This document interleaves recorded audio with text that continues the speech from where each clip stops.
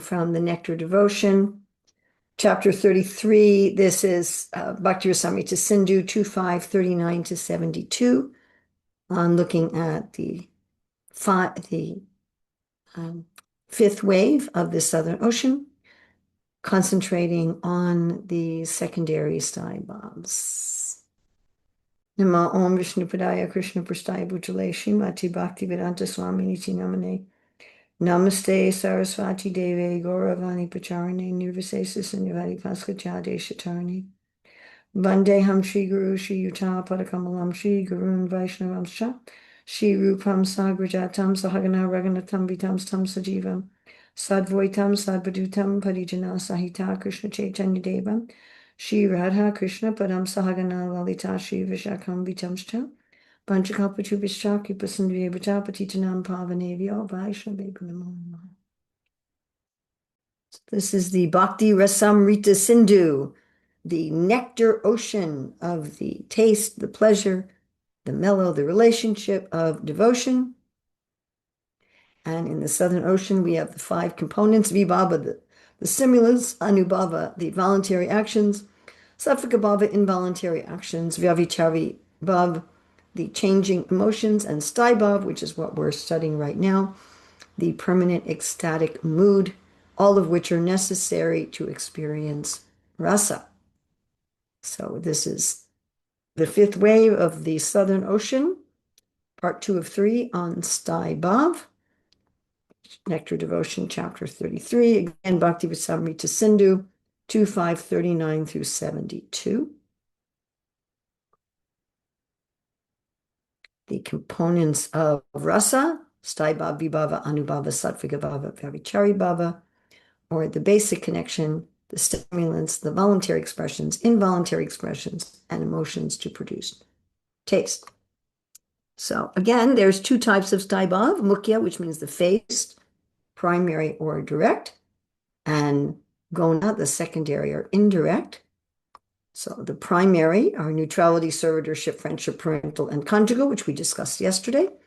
The secondary, which we're going to be discussing today, are humor, chivalry, wonder, anger, fear, disgust, compassion, and lamentation.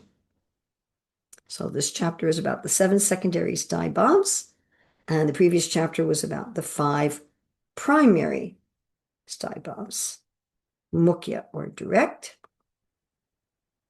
So this fifth wave is a summary of the topic. These few verses are a summary of the topic, these 40 verses or so, 30, 40 verses. And the Northern Ocean, there is an in-depth dive into the secondary Staibhavs. So we're looking at chapter 33, Nectar Devotion, Bhakti Rasamrita Sindhu, 2539 to 72.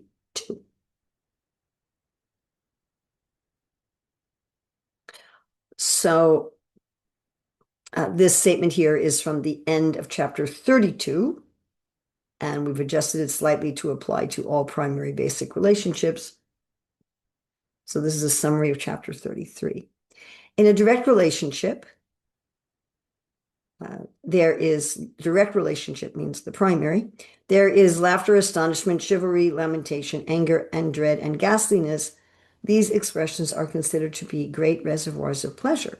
When these 7 kinds of ecstatic loving exchanges are manifested, they attain the status of steadiness by which the taste of love expands. So this is Srila Prabhupada saying that these 7 Staibhavs are also in the category of Staibhav. So what is the definition of a secondary Staibhav? And I am going to ask you all to write something on these. So please do pay attention. What is the secondary basic relationship? It arises of 7 varieties of emotional states, acting similar to rati. Remember, rati is a Staibhav, they're synonymous. They're stimulated by vibhava, alambana vishaya Krishna.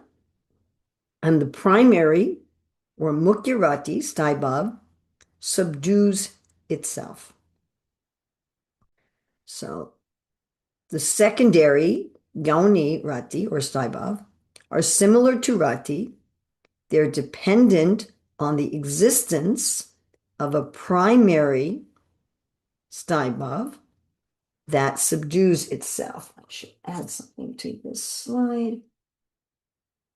So here's a list of these secondary ratis, secondary Steinbovs, basic relationships. We have hasya, which is laughter or humor. Vishmaya, astonishment, wonder. Utsaha, chivalry, which has four subdivisions. Shoka, lamentation or compassion. Krodha, anger. Bhaya, dread or fear. Jugupsa, ghastliness or disgust. Sometimes they are called by other names.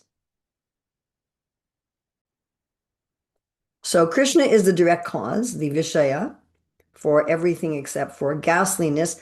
Now, there are some kinds of anger that have a different Vishaya. So one can also have in anger, there's three categories of anger. One of them has Krishna as the Vishaya. The other two do not. But Krishna can be the Vishaya of anger, but Krishna is never the Vishaya of ghastliness or disgust. So when is the term rati or staibhav used to describe these seven emotions? Now, it's a little controversial because it is stated that Srila Rupa Goswami may consider these to be Vyavichari bhavs, but in following Bharat Muni, he's considering them to be staibhavs. But we do have some distinction between when is something a secondary staibhav and when is it a Vyavichari bhav. So remember, we talked about two roles of the primary rati, two roles of the primary staibhav. One is self-nourishing, where the primary staibhav is pulling from the other bhavas. It's pulling from the vibhav, the sattvika bhav, the anubhav, and the vyabhichari bhav to nourish itself. And then there's another role of the staibhav where it's nourishing the others. The others become more prominent, and the primary staibhav goes more to the background. So the primary rati must become nourishing or selfless, but the seven secondary can never be nourishing or selfless as the primary rati. It should say can, not must. The primary can, they don't have to must. Oh, I see. Okay, all right. So in order for let me try this again. So in order for a secondary staibhav to become a staibhav, the primary must become nourishing or selfless. So it has to go into that role. The primary staibhav has to go from this role to this role and let the secondary staibhav take center stage. And the secondary staibhavs can never nourish themselves as the primary staibhav can. So there's a difference here. The primary rati can either nourish itself from the other bhavas or be nourishing the other bhavas. The secondary staibhav can't do that. This is the only thing a secondary staibhav can do. If the primary staibhav becomes nourishing, then the secondary staibhav becomes prominent. So the primary becomes nourishing or selfless and goes to the background. So if you think about this again in ordinary life, so let's say you have a friendly relationship with someone, you're their friend, you have a feeling of friendship, you have a feeling of camaraderie. So you can be in a situation where your friendship is your friendship is nourishing itself. You're playing a game with your friend. You're playing some sports, you're playing tennis or you're playing a board game, and there's some chivalry involved, but your friendship is dominant. The game playing is nourishing your friendship. Okay. Now, let's say you get so involved in playing this game that your friendship kind of recedes to the background. Your friendship starts to go to the background and is nourishing the chivalry.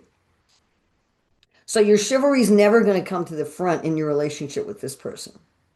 It's never going to be self-nourishing. That's can't be your primary relationship. But when your friendship nourishes the chivalry and goes to the background, then you get totally into the game or totally into the sport. Your friendship is still there as the foundation of your sport, but it's moved to the background and it's nourishing the chivalry. But the reverse can't happen. It's not that the chivalry can be the primary one nourishing the friendship. That that can't happen with the several with the seventh secondary. Let's give the example of laughter. Okay, so let's say you have a parental relationship. Again, we can think about relationships also in this world. So let's say someone is my child, okay? And so my primary relationship with them is parental. I care for them, I protect them, I have a mood of superiority with them, I direct them, I teach them, and so forth. So let's say the child does something charming that makes me laugh. If my parental is self-nourishing, then the laughter that I'm feeling at the child's, antics are nourishing my parental mood. Oh, what a sweet child, how much I love my child. They're doing something funny and I'm laughing. So then my stibov remains parental. Laughter is not a secondary stibov in that kind of a situation. It's a vyabhichari bhav that's coming and going. Let's say that my child's doing something funny and I get down on the floor with them. I come down to their level. I stop really being so much of a parent and I'm just laughing with my child. My child and I are playing with some toys and I'm laughing with my child. My parental stibov goes to the background and it's nourishing laughter. And my main taste with that child in that moment is laughter. Laughter becomes the stibov. It becomes the thing that we're doing. And this is certainly true, say, with an adult child or, adult grandchildren, for any of you who have adult grandchildren. So, I'm with my adult grandchildren. I have a parental relationship with them. Generally, my parental relationship is dominant, and the other bhavas are nourishing that vatsalya mood. But sometimes the parental mood goes to the background. It nourishes the other bhavas, and one of these seven secondary sthai bhavas can come to the foreground. So, my granddaughter, my adult granddaughter, does expert carpentry. She actually made the desk that I'm using here. So if I'm in this mood, the grandma mood, the parental mood, and I'm looking at the desk she made and I'm feeling, wow, you're really accomplished, but I'm keeping this mood of being a superior, of giving blessings and so forth, then the feelings I have at her carpentry skills, they're nourishing my feeling of being in Vatsalya Bhav towards her. And they're fleeting Vyavitari Bhavs. But let's say I'm so overwhelmed by wonder, I'm just like, whoa. Like she made bunk beds and desks for her two boys for their bedroom. She designed the whole room. She built all the furniture. I mean, it's amazing. And so let's say that she's showing me that room and I look at what she's made and I'm filled with wonder. my parental, my Vatsalya goes to the background and it's nourishing the wonder. And so my main relationship with her in that moment becomes wonder. And it leaves up a permanent impression in my Vatsalya Bhav towards her. Okay, so let's take this to Krishna, that, you know, Mother Yasoda, Mother Rohini, the gopis, they have this caring, nurturing, protecting mood towards Krishna and Balaram.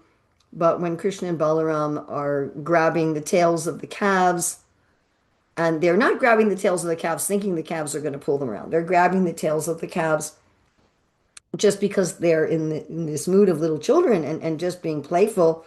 But when they grab the calves' tails, the calves get disturbed and start running and pulling Krishna and Balaram through the mud. And so Mother Yasoda, Mother Ahini, the other parental gopis, they start laughing so much that their feeling of I'm the caregiver, I'm the nourisher, I'm the protector, I'm the superior recedes. And it's just nourishing the laughter. And so the main relationship they're having with Krishna and Balaram in that moment is not parental, but it's laughter. The parental's there, but it's laughter, and that laughter leaves a permanent impression. So when any of these second act as the basic relationship, when any of them act as the basic relationship, they take on a form of beauty. They are formed by the influence of a primary rati. They exist in a particular devotee. They exist in a particular pastime. They remain for some time. We think of when Krishna was in the coils of Kaliya. So all of the residents of Vrindavan who come to the Yamuna become overwhelmed by fear and or lamentation. And their primary staibhav again recedes and becomes nourishing. So instead of feeling, oh, just Krishna is my master as their main relationship with Krishna, instead of feeling Krishna as my son, as or my subordinate, instead of feeling Krishna as my friend, instead of feeling Krishna as my lover, as the main way they're getting their rasa, their taste, their pleasure from Krishna, the main way they're feeling pleasure is with lamentation or with fear. And their primary staibhav, it goes to the background, it nourishes the secondary staibhav, and the secondary staibhav becomes dominant. This is different than a vyavichari bhav. In a vyavichari bhav, the primary staibhav does not take that kind of role to that extent, and the actions of the vyavichari bhavs are more transient, whereas whatever fear and lamentation the residents of Vrindavan feel when Krishna is in Kaliya, that continues to leave an impression in the primary staibhav. So it's only the primary staibhavs that always remain in a particular devotee, though it can be subdued by a secondary staibhav. So again, they manifest for a short time, but they lead a lasting impression, unlike the Vyavichari bhavs, which are not there. Now, there are some devotees where there are certain secondary staibhavs that are very, very, very prominent in their relationship with Krishna. We can think of, I'm going to ask you for some examples.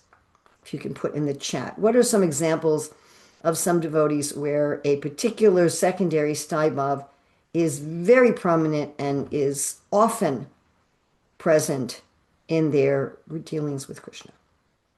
Yes, Madhu Mangal with Hasya. So Madhu Mangal has his primary staibhav is that of friendship. However, the secondary staibhav of laughter is very prominent in his relationship with Krishna and often acts as the main staibhav. Often. Well, fear with Mother Yasoda, yeah, okay. Yes, okay.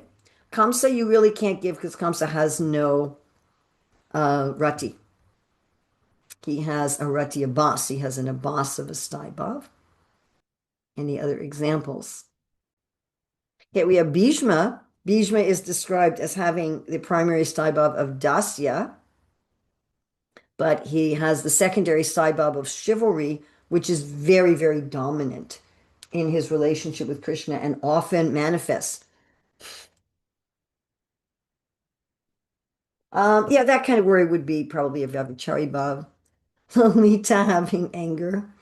Yes, Arjuna, I don't know, Bhima and Arjuna, if their relationship with Krishna is so much influenced by chivalry as much as Bhishma.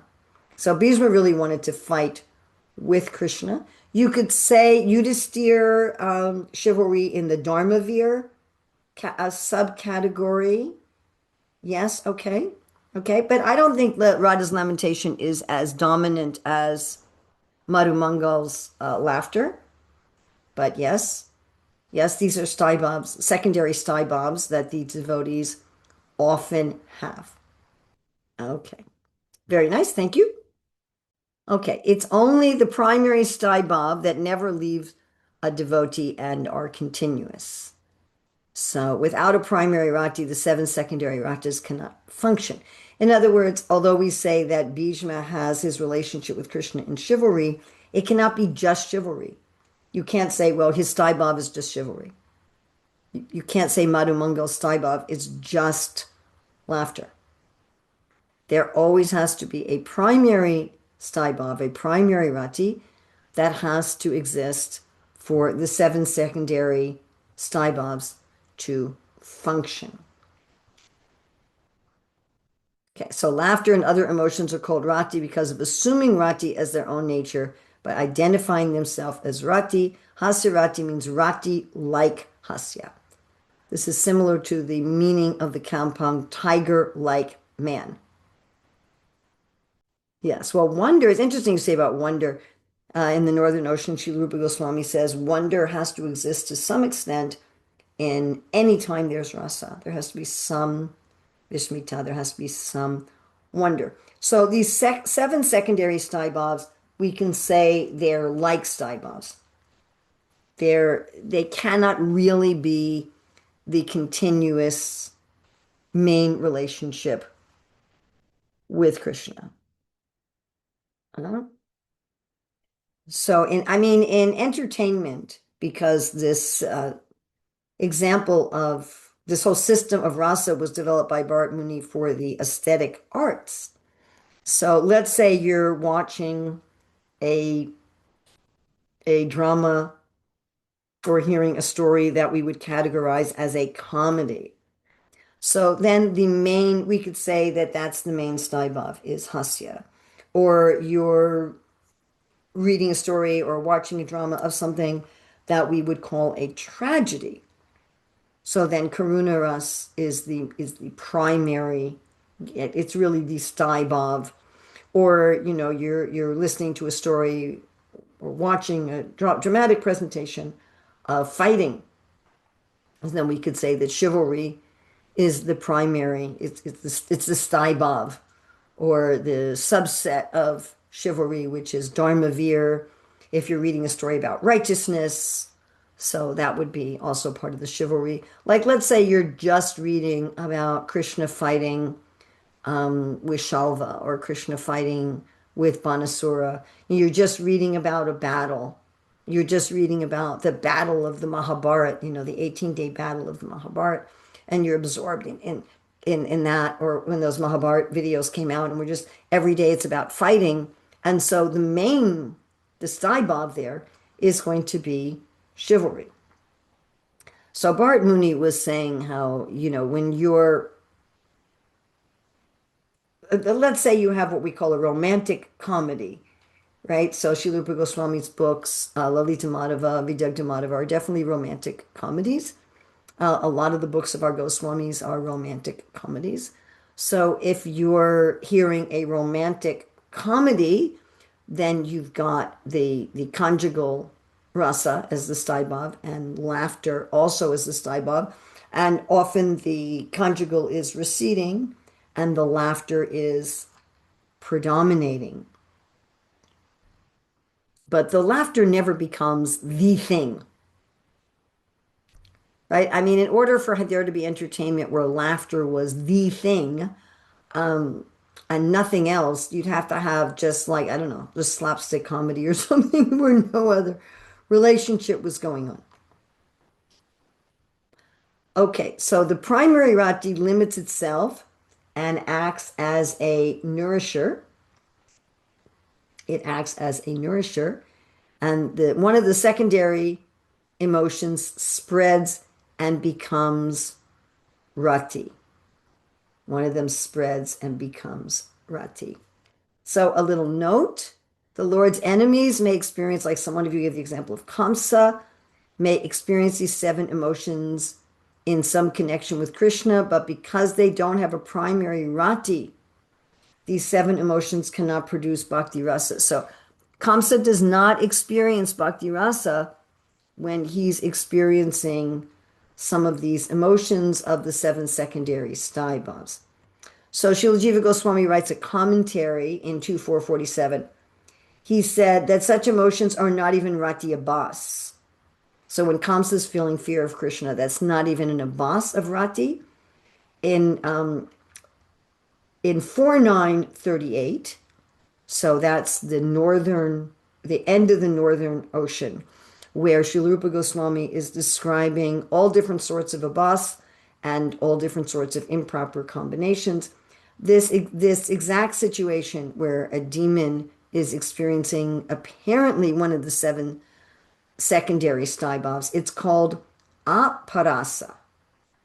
It's a type of rasabhasa, a semblance of rasa, but aparasa, like aparada means something, an offense.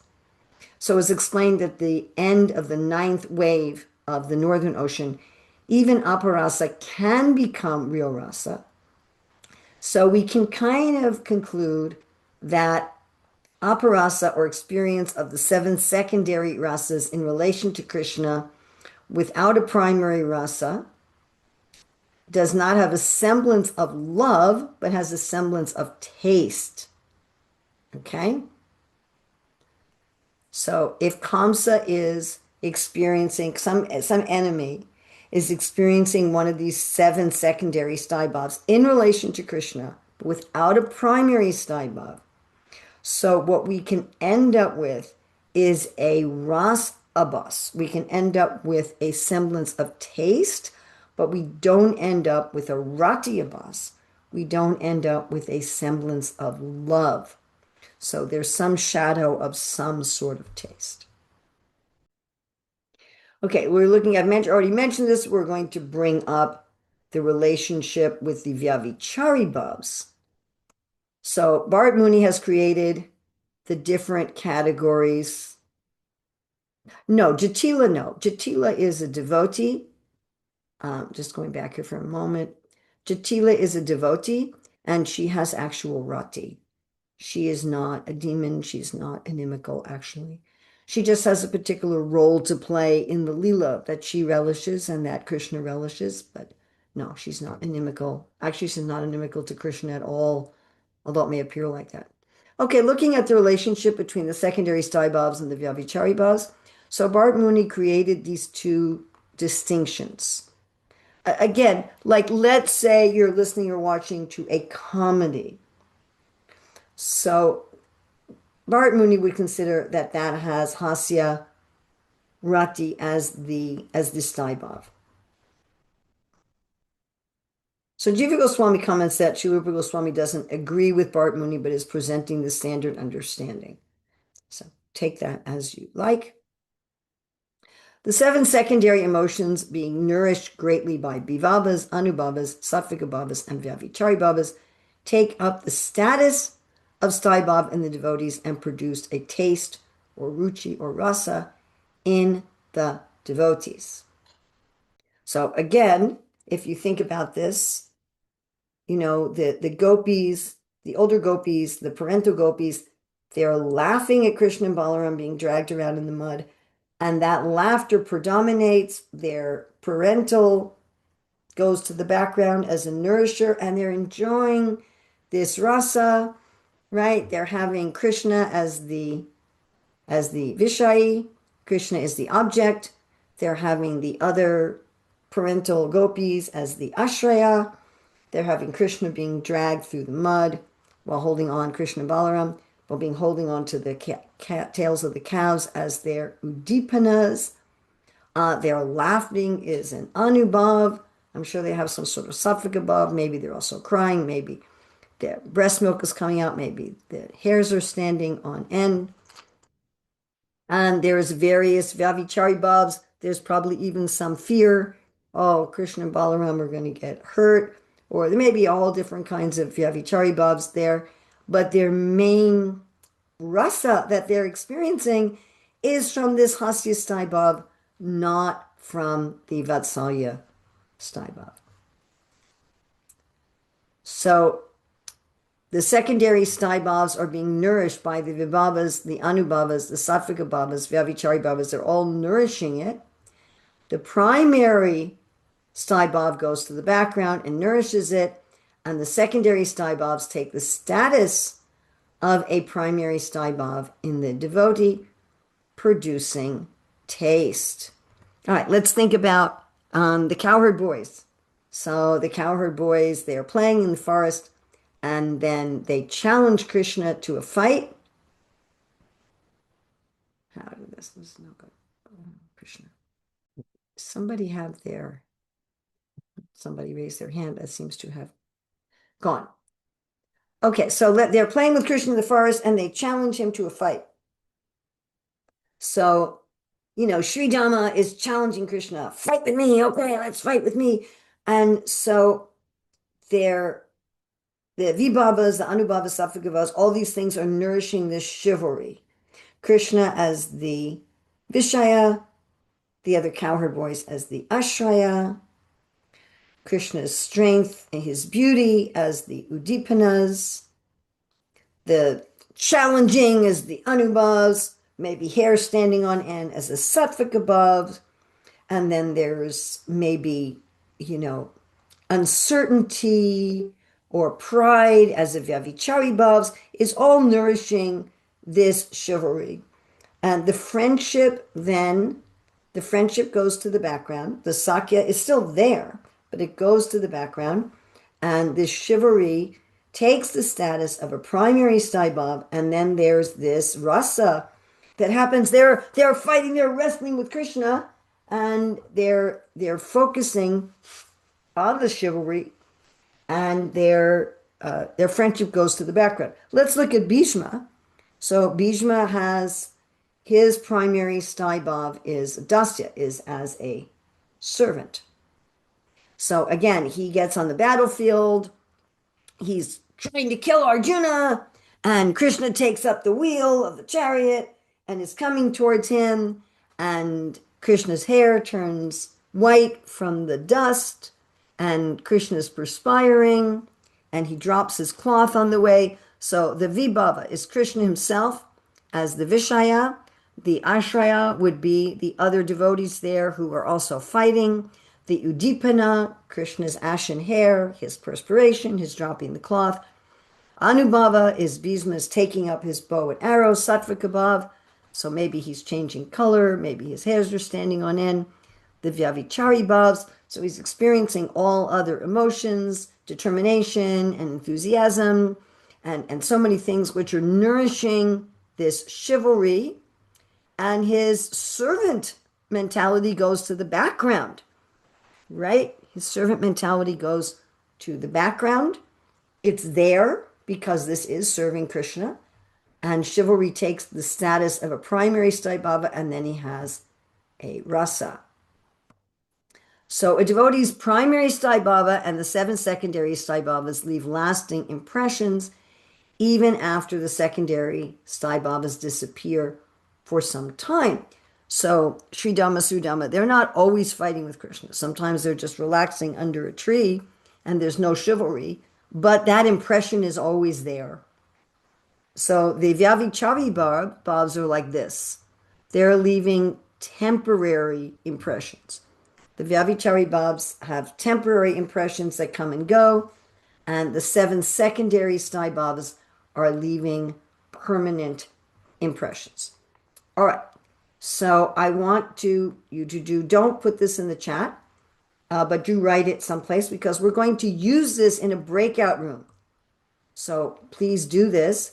I want you to write your understanding. So we're gonna take 5 minutes for this. For the next 5 minutes, I want you to write your understanding of the secondary stai-bhavs. Something about the definition, the process, difference with Vyavicharya bhavs, and etc. So 5 minutes, have that written. If you can write it in some electronic means, because you're going to need to share it in a breakout room. And then we're going to do presentations and have someone from each breakout room give a presentation. So do not put this in the chat. Do not put this in the chat. But do write it in some way, like on your computer or on your phone, so that it can be shared with others electronically. Okay, so take 5 minutes for this, please. All right, I hope you've all written something. Now, what you're going to do, we're going to go into a breakout room and everybody bring what they wrote. And we want to create one overall paragraph from your group and then decide who's going to present this. So you're going to have 10 minutes to work on creating one paragraph from everyone's contribution.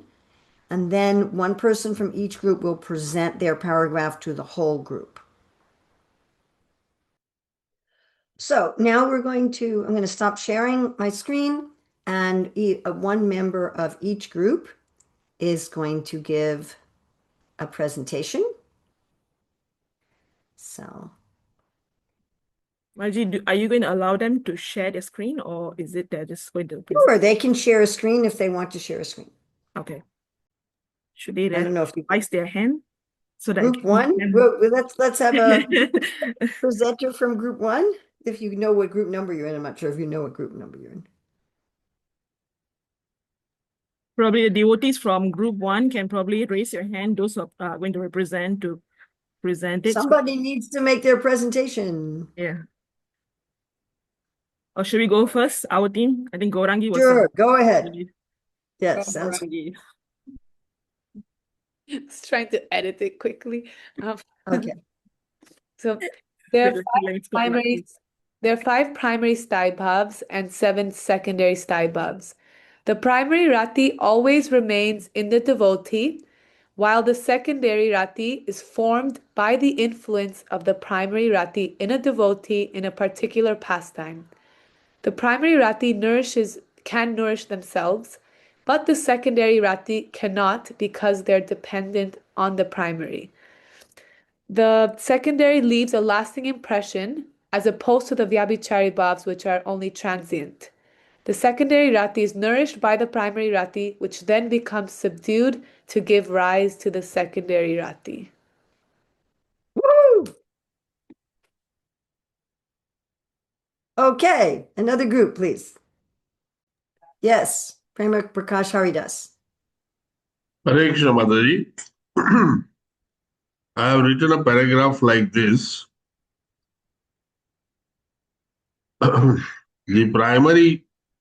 There are 5 primary and 7 secondary Rati bhavs. Of these, primary bhavs needed to be present for secondary Rati bhav to become exhibited. When primary sthai bhav takes back seat in the events of certain pastimes, the series of bhavas, that is, Vibhava, Anubhava, Sattvic Bhava, and Vyabhichara Bhava, nourishes the secondary Sthai Bhav, which temporarily becomes primary Sthai Bhav for some time. These generates Rati and Rasa, known as Ruchi. Thus, Sthai Bhav, though the Sthai Bhav disappears after some time, it leaves lasting impression. Excellent. Next group, please. Thank you, Mataji. Hare Krishna Mataji. Hare Krishna, Mataji. Hare Krishna. Okay, this is what our group came up with. The secondary sthai bhav is an emotional state in relation to Krishna that can take over as a primary relation for some time and leaves a lasting impression. However, it is dependent on the presence of a primary rati that nourishes it. The primary sthai bhav is permanent, and the secondary sthai bhav is temporary, and it can be dominant and nourished by the primary sthai bhav. There are 5 types of primary sthai bhav, and it's sometimes covered by the secondary sthai bhav. There are 7 types of sthai bhav, which also includes the other 4 bhavs. That's what we have, Mataji. Wonderful. We have one last group. It's one more group. We had 4 groups. The devotee who was preparing for our group, I think his connection came out and he was the one who was writing everything. And at the end, poop. Oh, so you don't have anybody who can make a presentation? I can try, but it's already been said. Well, that's all right, but I'd like to hear exactly the way your group worded it. Do you have it? No, I don't. I don't have it written. I see. Is there anyone in that group who has it written? Group Just that number person 4. Just that person whose connection has gone? Who's that person? I don't remember what his Rangaram name. Prabhu, I think, Mataji. And I he see him ducked missing his right connection. now. Yeah. He's not here now? I don't see him in the group now. He's not here. Okay, so we will take a break. It'll be about 11-minute break. This will be till 8:10 Eastern time in America, till 1:10 p.m. London time. In Delhi, it will be till 6:40 p.m. and in Malaysia till 9:10 p.m. Okay, see you again in 11 minutes. Please take a real break. Actually, like get up and move. Thank you. Hare Krishna. So now we're going to go through each of the 7 secondary sthai bhavs. I want to remind everybody that here in the Southern Ocean, this is going to be a brief description. In the Northern Ocean, we're going to have a wave for each of the 7 secondary sthai bhavs. So the Northern Ocean, which I'll be teaching with the VIHE in January, Krishna willing, is where Srila Rupa Goswami gives a whole wave to each of the 7 secondary sthai bhavs, and then some waves to look at improper mixing of all different kinds of improper understandings that result in various types of abhas. All right, so again, the list of the 7 secondary sthai bhavs are hasya, which is laughter and humor, vishmaya, astonishment and wonder, utsaha, chivalry, which again has 4 subdivisions, shoka, lamentation or compassion, also it's called karuna ras. These have more than one Sanskrit term associated with them. Krodha, anger, bhaya, dread or fear, jugupsa, ghastliness and disgust. So hasya rati, this is cheerfulness of the heart, is the main description of this rati. The causes irregularity of speech, dress, or action. I like that as a definition of what causes comedy. Symptoms, opening of the eyes fully and quivering of the nose, lips, and cheeks. So those are anubhavs or sattvika bhavs. Example. By the way, as we go through these, I'd like you all to think about which one you'd particularly like to discuss in your breakout group and any other examples of this secondary sthai bhav besides the one that we mentioned here. So the gopis were laughing when Krishna said, I have not stolen even a drop of yogurt from your pot, but still your friend Radharani is very shamelessly smelling the fragrance of my mouth. Kindly forbid her. So all the gopis started laughing. And again, As a secondary staibhav, this means that their primary staibhav of madhurya goes to the background, and the main way they're getting taste is through laughing. Vishmaya, astonishment or wonder. This is also called vibhuta ras. So the description, the mind may inquire, what could this be? So this is Srila Rupa Goswami describing how it feels to be overwhelmed with wonder. The causes are seeing something unusual. It can also be a cause of hearing about something unusual.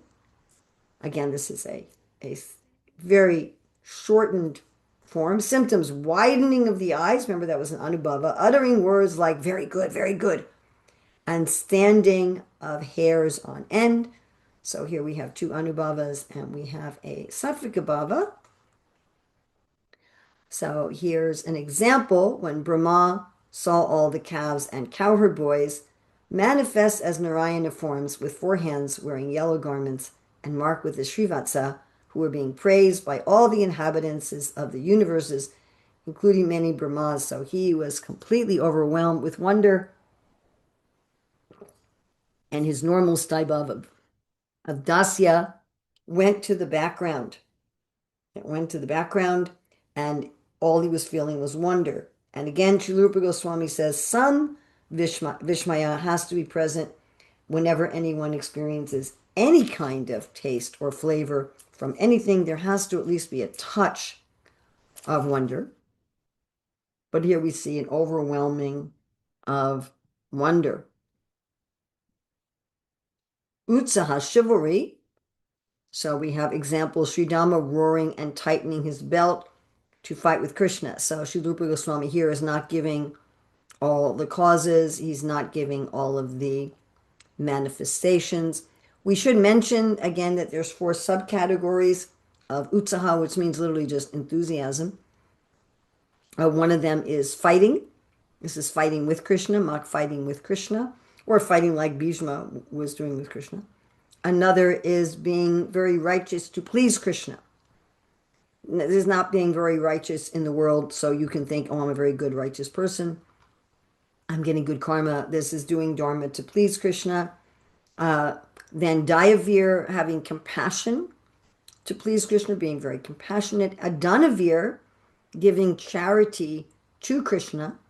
This is only applicable when Krishna is in a disguised form. Normally, Krishna is not an object of charity. So normally, like if we're offering food to Krishna, that's not giving charity to Krishna, that's yajna. When I take the prasad I've offered to Krishna and I distribute it to people, that's charity. That's dana. So charity you generally give to people who are in need in some way. So Balimar's giving charity to Vamandev is Dhanavira.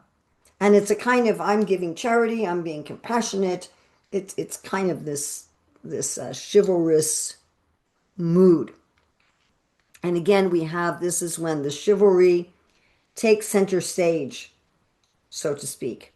And the other feelings of Staibhav go to the background. So shoka, lamentation, or compassion is this intense pain in the heart, causes separation. These are not exhaustive. Separation from a dear one with thoughts that the beloved has perished. That's one cause. There can be many. Symptoms, wailing, falling on the ground, heavy breathing, drying of the mouth, and confusion. And an example given here is with Trinavarta. As Krishna was being carried up into the sky by Trinavarta, all the gopis began to cry aloud. They approached Mother Yasoda, stating that they could not find the son of Nanda. So they were all in a mood of lamentation.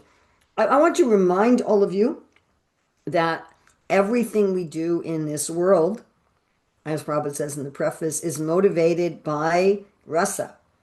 And sometimes you'll find people, always complaining or lamenting about something. Oh, this is bad, this is bad. They're trying to enjoy this shoka or karuna rasa when they're doing that. Once you understand this, that everything we're doing is to try to enjoy rasa, it really helps in detachment. Okay, here we have with Kaliya, Yasoda said, my heart did not become shattered on seeing Krishna, dearer. This should say than, not that. Dearer than 1,000 lives, bound up by Kaliya, how hard my heart is. So this is two different kinds, right? This is a kind of lamentation that maybe Krishna's perished, what's happened, and this is a kind of lamentation at her own hard-heartedness. The whole Ramayana is given later in the Northern Ocean as an example of being in this Shoka Ras or Karuna Ras. So Krodha, anger.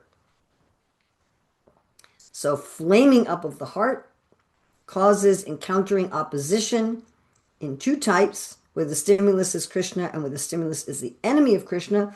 In the Northern Ocean, it gives a third, where the stimulus is a friend who's acting as opposition. So symptoms, rough behavior, frowning, and reddening of the eyes.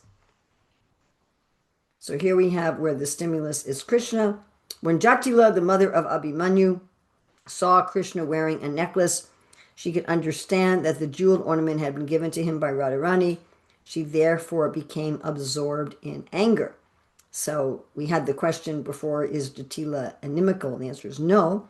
Srila Jiva Goswami says her actions are meant to please Krishna. So it is ecstatic love. She does have a staibhav. I'm not sure what her staibhav is. Really not sure. Maybe dasya. Jatila, it's interesting. She invokes a lot of laughter in others. It's interesting to contrast Jatila with Madhu Mangal. So Madhu Mangal is a comic figure, but he is also enjoying the comedy, and he's being a comedian intentionally. So you're laughing with Madhu Mangal. Jatila doesn't realize that she's creating a humorous situation. And you're really not laughing with Jatila, you're laughing at Jatila. So it's very different. But she provokes hasya bhav especially in the gopis, the young gopis, by her anger. So she often gets angry. Anger is a very common secondary staibhav for Jatila. But her anger provokes provokes humorous situations in the gopis. Okay, here where it's an enemy, when the blazing forest fire, who was actually the brother of Kamsa, surrounded Krishna, a frown of anger appeared on the forehead of Balaram like a cloud bank in the sky. So we have this anger then, it supplants Balaram's general feeling of Sakyabhav mixed with Vatsalyabhav. So it becomes dominant in that way. And there's so many examples of anger as a secondary staibhav in devotees getting angry at the demons who are the enemies of Krishna. Now, we are told that a use of anger is to be angry at the enemies of Krishna. Srila Prabhupada will sometimes give that as an instruction that we can use anger, but we have to be very, very, very careful. Unless we have a basic staibhav of love for Krishna, then our anger is not going to be a secondary staibhav. If our basic mentality is still a material upadi, if I'm still identifying myself according to something in this world, then my anger is going to be a gateway to hell. Srividam narakashedam dharam nasanamatmana kama krodas tatalobas tasmade tvatayam krodit. So if I'm just identifying myself, in this world, well, this person is they have a different opinion than me, they're wrong, I'm right, and I get angry about it, that's not transcendental.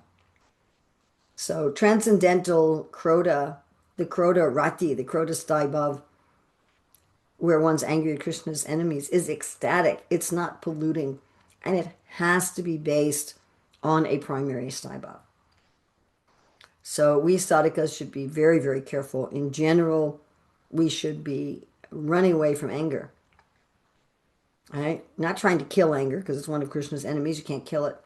But we should be ignoring it and not having it control us, because anger, when we're controlled by anger, we lose our memory, we lose our intelligence, we fall into the material pool. So anger is a very, very dangerous thing to play with. And unless we have some developed Staibhav and our anger is actually coming from a Staibhav, we really Dharam Nasanamatmana. Kama Krodas Tatal Lobas.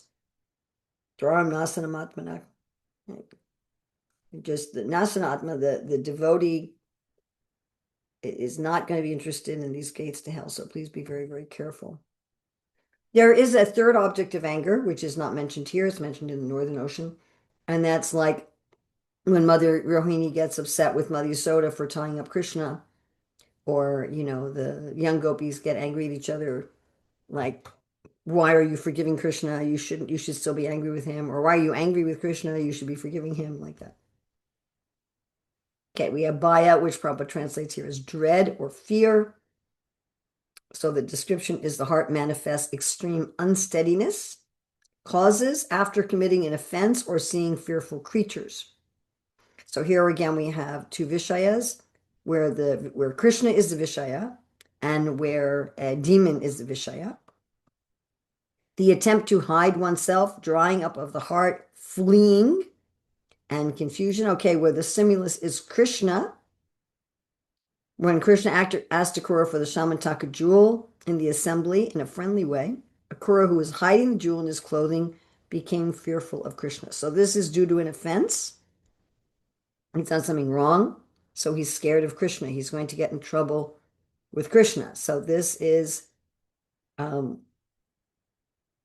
Staibhav of fear. So Akura normally has, I believe, a servant relationship with Krishna, Dasya.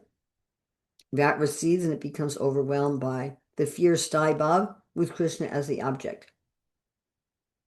Here's another example where Krishna is the object. My dear Lord, when we are away from you, we become anxious to see you. But when we do see you, there comes the fear of separation. Both when we see you and when we do not see you, we are subject to different kinds of tribulations. So this is fear or dread. This is where overcoming the gopis' normal madhurya bhav. Here we have fear or dread of a demon. So the demon is the Vishaya, not Krishna. When Vrishasura, also called Ursasura, like a storm cloud, roared in a frightening manner at the entrance of Gokula, Yasoda, thinking of the protection of her son, began to tremble. So you see here, we've got the Vatsalya Staibhav, thinking of Krishna's protection. However, it is now nourishing the fear, which is becoming the dominant Staibhav. She's overwhelmed with fear, but she's afraid. She's not afraid of Krishna. She's afraid for Krishna. She's afraid of the demon. Okay. Jugupsa, ghastliness. Krishna is never the object of ghastliness. One's never disgusted by Krishna. This is the restriction of the heart. The causes are experiencing disgusting things. Symptoms: spitting, curling the lips, and uttering contemptuous words. This is ghastliness is most compatible with neutral love. So Yamunacharya says, since I have begun to enjoy these transcendental exchanges of love, which are always newer and newer, whenever I remember the pleasure of past sex life, my lips curl, and I wish to spit on the ideal. So ghastliness is usually one is disgusted at one's attachments. Now, again, just like I gave the caveat, the warning about anger, I'm going to give a very strong warning about disgust. So this disgust is not material aversion. Material aversion is something we are supposed to give up, and it is the flip side of attachment. Aversion is you're trying to get rid of the thing. You hate the thing. So I love a sense object. I hate a sense object. Krishna says we have to be free of attachment and aversion. He describes those who are free of the modes of nature as one who does not hate illumination, attachment, or delusion when they appear, nor long for them when they disappear, knowing that the modes alone are active. So not wanting sattva, rajas, and tamas, not hating sattva, rajas, and tamas, not hating tamagun. These are the Lord's energy, Devi Esha Gunamayim. These are the Lord's energy. Why would we hate the Lord's energy? Maya Devi is the Lord, is Vaishnavi. She is the Lord's sister. Why would we hate her? Why would we feel disgust at her or feel disgust at her job? You know, I know people who've done work in prisons. It's not a fun job to work with criminals, but it's a difficult job. But we don't feel disgusted. It's necessary. So what's disgusting here, what becomes revolting, is one's rebellion against Krishna, one's desire to enjoy separately from Krishna. And it's actually absolutely necessary that one develops a disgust for this. Again, this secondary staibab is generally just seen with neutrality. It's generally not seen with the other primary staibabs. And again, when one's experienced this, it should be ecstatic. It should be giving someone, you should be getting an ecstatic, purifying, pavitram. It should be giving a purifying rasa. Disgust and aversion materially are very much in tamagun. Like material anger is very much in tamagun with some rajagun.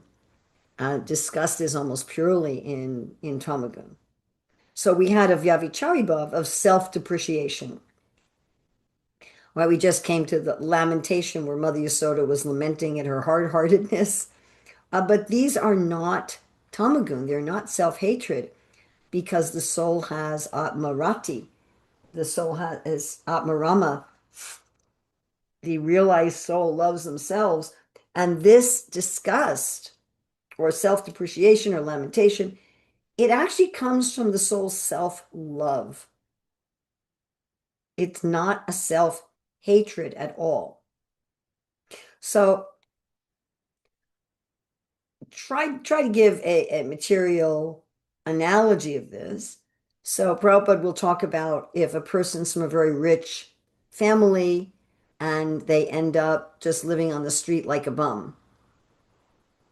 So this is very lamentable, but it's especially lamentable if they're from a rich, educated family.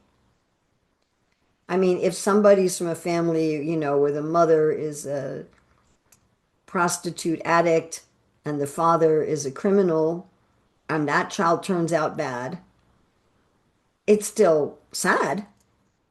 But it's not as sad as if the parents are loving and well-educated and they give the child every possible facility and the child turns out bad.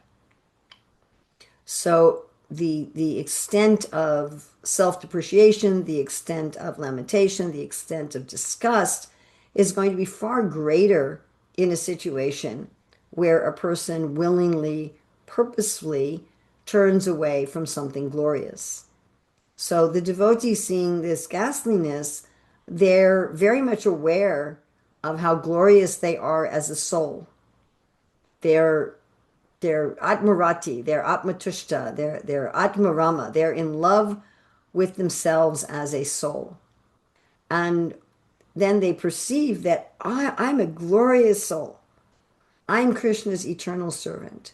And somehow or other, I have fallen into this ocean of birth and death. Somehow or other, I am engaging in material attachments.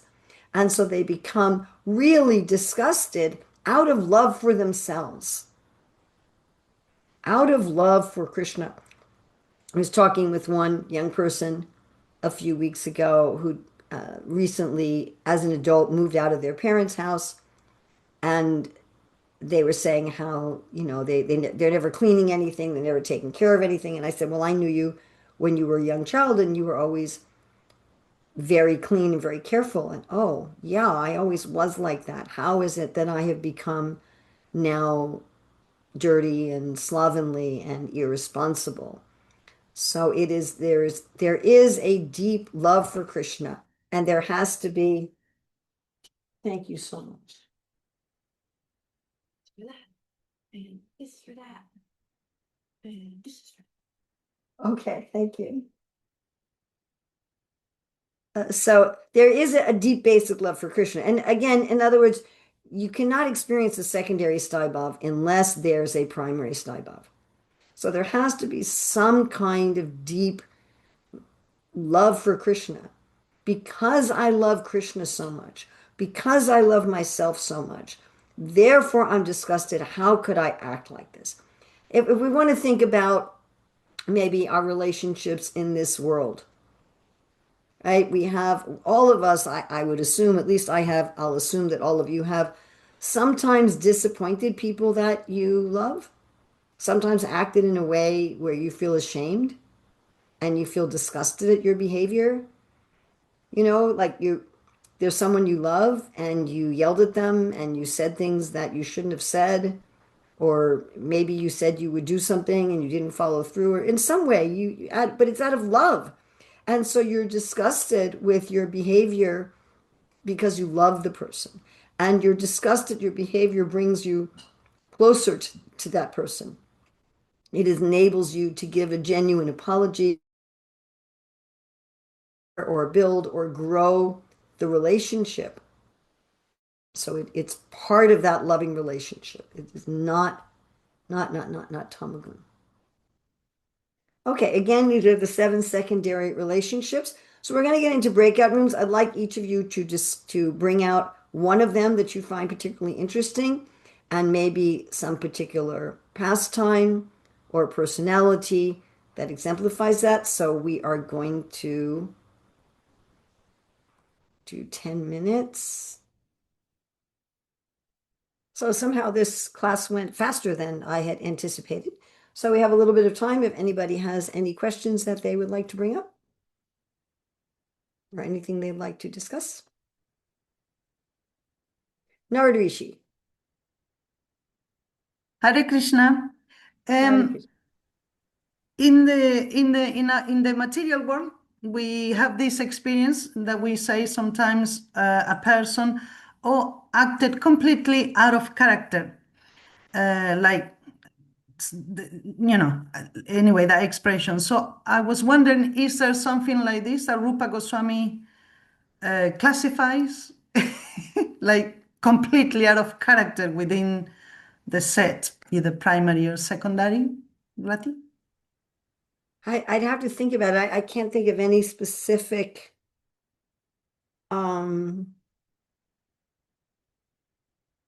instance. If somebody acts in a way that is oppositional, then that creates an abhas of rati. And it's one of the warnings. But Srila Rupa Goswami does say at the very, very, very, very, very, very, very, very, very, very end of Bhakti Rasamrita Sindhu that even things that are normally appear contradictory, if they help you to love Krishna, they're all good.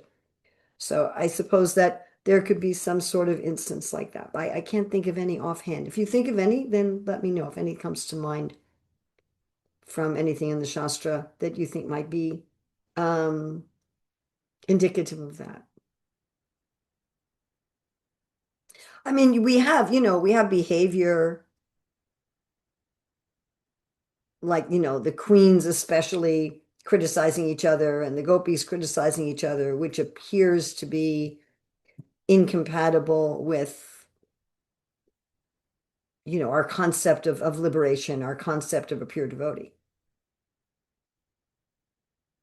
Or maybe like Radharani, when she's going through the madness with the bee, she displays like very unique just to her. Yeah, but we have that. That's actually not unusual for we even say in English, oh, he's madly in love.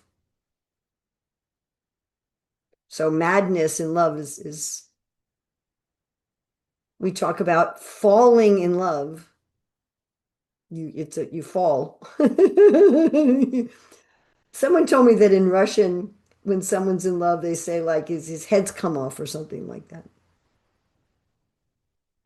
But we'll also say, oh, he's lost his head. He's so madly in love and fallen in love that he's lost his head. We say things like that, even about ordinary, mundane, especially romantic love. but particularly romantic love. We will use that kind of terminology. So I don't think that's out of character at all for those in Madhurya Bhav, especially in the Parakiya Bhav. Much more though than in the Swakya Bhav. The Swakya Bhav is like the queens. So, the gopis where there's all these obstacles and they're having to keep their relationship secret, and there's always this Krishna is going to be taken away from them. It's actually quite prominent. Like to bring up Mahalakshmi? Yes, when Mother Rohini becomes angry for having tied Krishna to the mortar, her anger is not towards Krishna, although it's because she wants to. Mentioned here in the Southern Ocean, it's mentioned in the Northern Ocean that the secondary stibhav of anger can be with Krishna as the object, with an enemy of Krishna as the object, like a demon, or with a friendly devotee as the object, and that's the example that you're giving. So, and I think I mentioned that today briefly. Like sometimes one gopi will get mad at another gopi. Oh, Krishna's apologizing and you're still angry. Stop that. Why are you still angry with Krishna? Or you're forgiving Krishna too easily. You should be angry with Krishna. So that is anger directed at a friendly person. So there's going to be three vishayas for the anger rasa. Here in the Southern Ocean, Srila Rupa Goswami mentions two, Krishna and Krishna's enemies. In the Northern Ocean, when he talks about anger as a secondary stibhav, he mentions three, Krishna, an enemy, or a friendly person.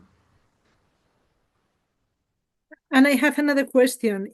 For instance, Madhumangal, he shares a joking attitude with Krishna. That's a permanent secondary stibhav. But does this stop him from having other secondary bhavs? No, certainly not. And would that be also permanent or not? Well, when we say that the secondary stibhavs, none of them are entirely permanent. They leave permanent impressions.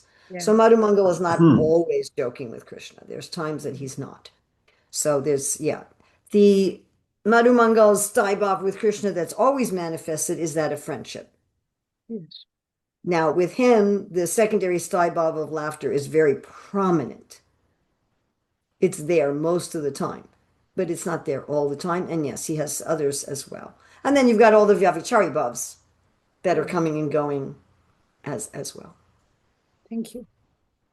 Sure. Okay, Prema Prakash Haridas, Prabhu. Hare Krishna Mataji. A basic question. Why Bhakti Rasamrita Sindhu is divided into 4 oceans?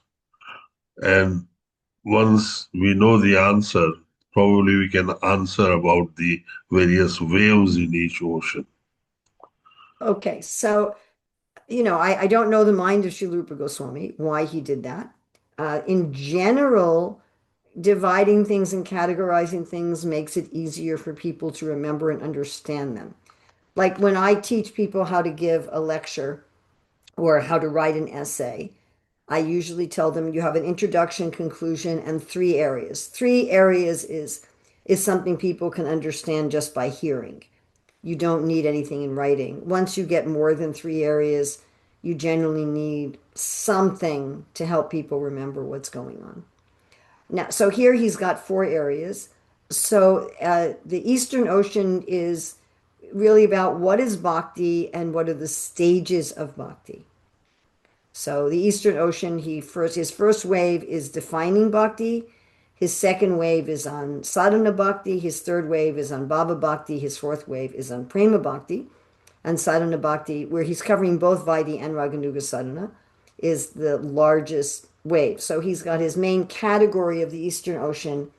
That's the definition of process of bhakti, and then he's divided it into 4 waves or 4 sections. He could have divided it into, Anushraddha, Sadhu Sangha, Bhajana Kriya, but he doesn't. He doesn't really talk about Anushraddha and bhajan and sadhusanga. He's mostly talking about bhajana kriya. He doesn't talk much about anartha nivritti. He does with the offenses in that section.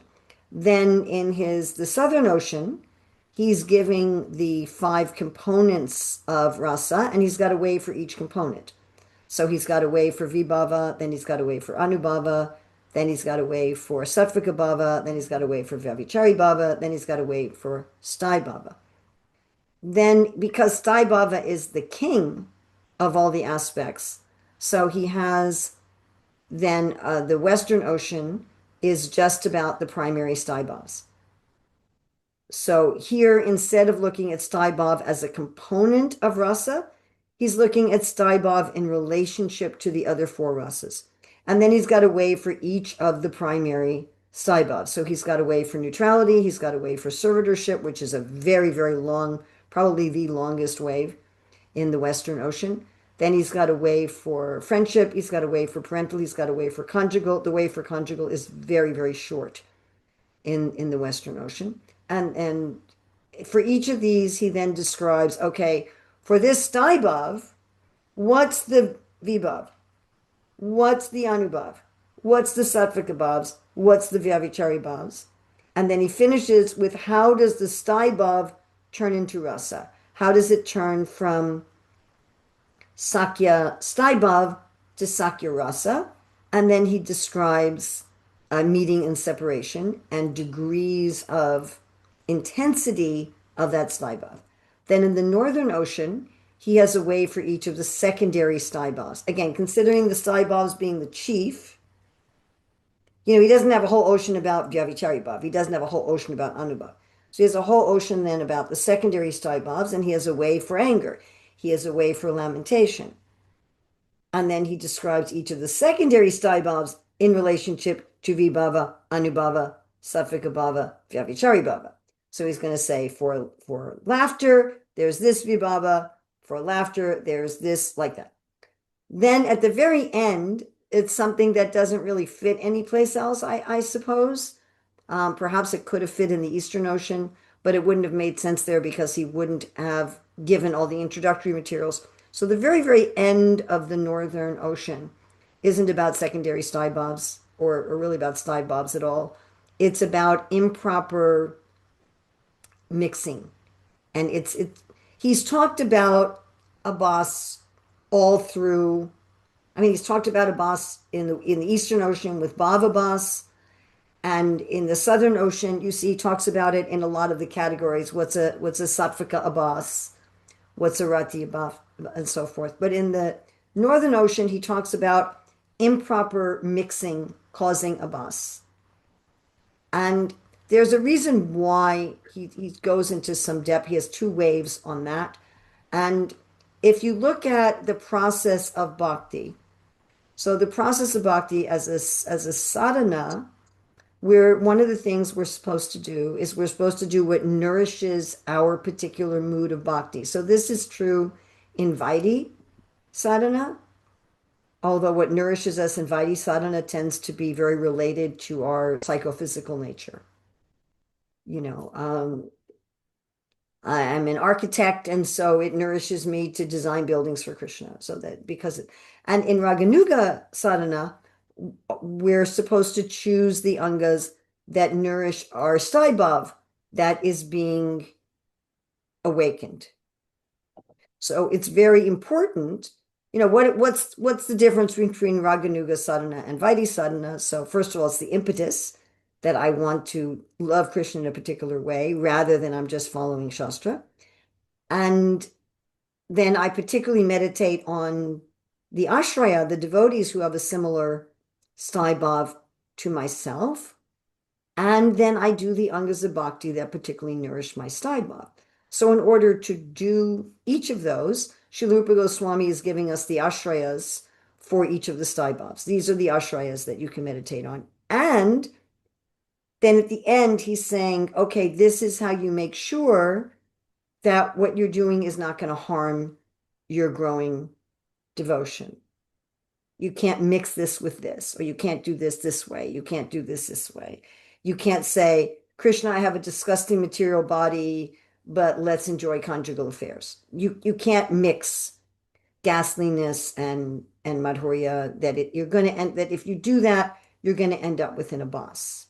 You're not going to do something that's nurturing. So that it doesn't, in one sense, it fits into the category of sadhana. In one sense, you could say Srila Rupa Goswami could have put it in the Eastern Ocean, but because he hasn't fully described all the aspects of rasa, it wouldn't have made sense there.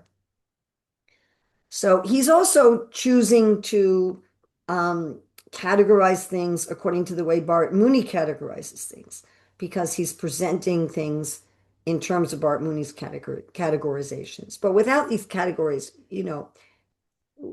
we wouldn't be able to make sense of things. We wouldn't be able to remember them. Is that The okay? last one you described was the prevention. Yeah, thank you, Mataji. The last one you said is something like prevention. Yes, yes, yes. The very last section is prevention. Yes, it's warnings. Excellent. Okay, we have a Thank couple you, things Mataji. in the chat. Thank you. Sure, sure. In the chat, we have Gaurangi Gandharvika. When the gopis are feeling separation, is a lamentation of Yavichavi Bhav or a secondary Sthai Bhav? That depends. Sometimes it's one, sometimes it's the other. So if the primary Sthai Bhav goes to the background and the lamentation leaves permanent impressions, and it's nourished by all the other aspects of bhava, it's a secondary Sthai bhava. If it's just rising from and falling back into the ocean of the Sthai bhava, which remains in a self-nourishing position, and the lamentation leaves a temporary impression, then it's a Vyavichari bhava. And that's how you can generally discern secondary Sthai bhavas and Vyavichari. So thank you very much. Again, anything good in this presentation is from Srila Rupa Goswami, Srila Vishnu Chakravarti Thakur, Srila Jiva Goswami, all of our acharyas, and of course, A.C. Bhaktivedanta Swami Prabhupada. And anything bad here, any mistakes are mine. Please either correct or ignore the mistakes and take the good. Thank you. Krishna willing, we will see you tomorrow to basically finish the Southern Ocean. We will be finishing the discussion on Sthai Bhav, finishing the fifth wave of the Southern Ocean. Monday will be our last class. Monday we will just be summarizing the whole Southern Ocean. Again, thank you. Hare Krishna.